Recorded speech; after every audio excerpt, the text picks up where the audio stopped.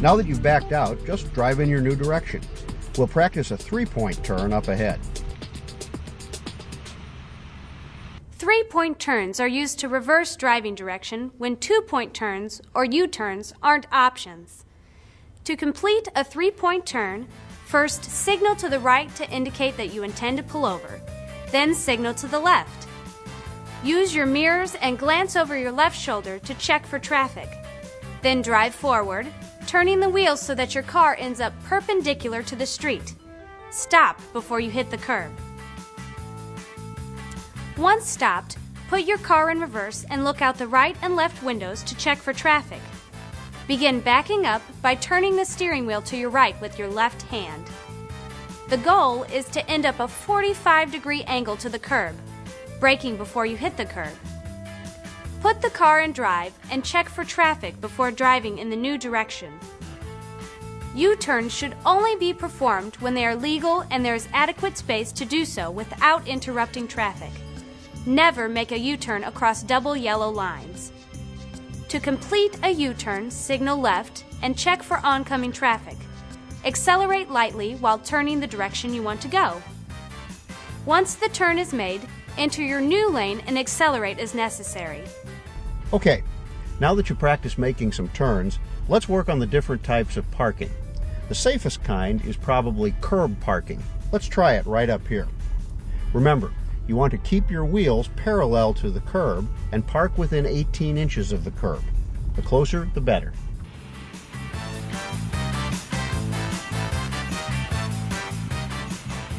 Whoa, I think that's a little too close. I'm sorry, Dad. Oh, don't be sorry, Molly. This isn't easy. It takes lots of practice and experience to get a good sense of where the curb is. Can I give it another try? Absolutely. And when you do park like this, remember to leave enough room between your car and the car in front of you so it'll be easy for you to pull out.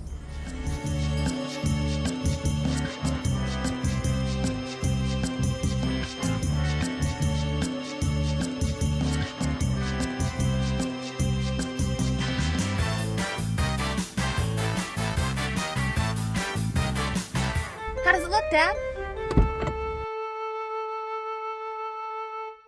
You're definitely within 18 inches of the curb.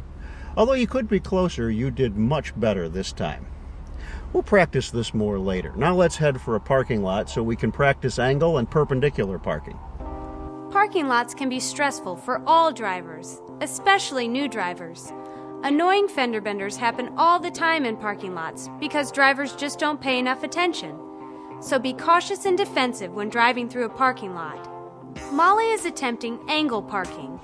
In order to do so, she must leave at least 5 to 6 feet between her car and the other parked cars.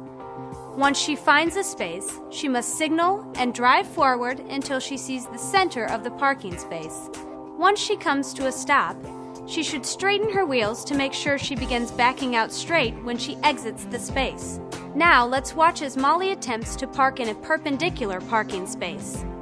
This is the most common type of space found in parking lots, so you need to get used to it.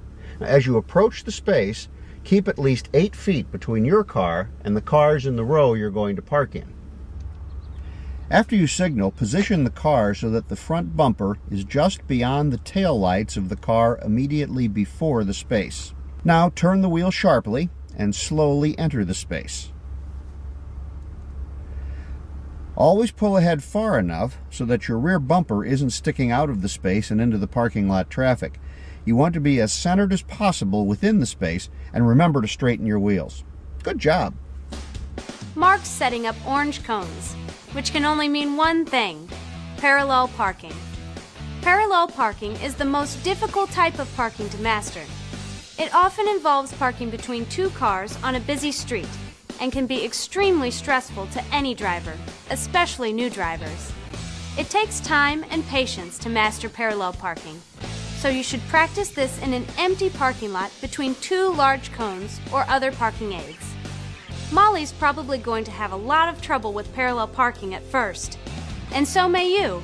So instead of watching her make a lot of mistakes, let's head outside so I can show you how parallel parking should be done. I brought you out here to give you a bird's eye view of proper parallel parking technique. When parallel parking, try to find a space that's at least 5 feet longer than your car. Otherwise, you might not be able to successfully park.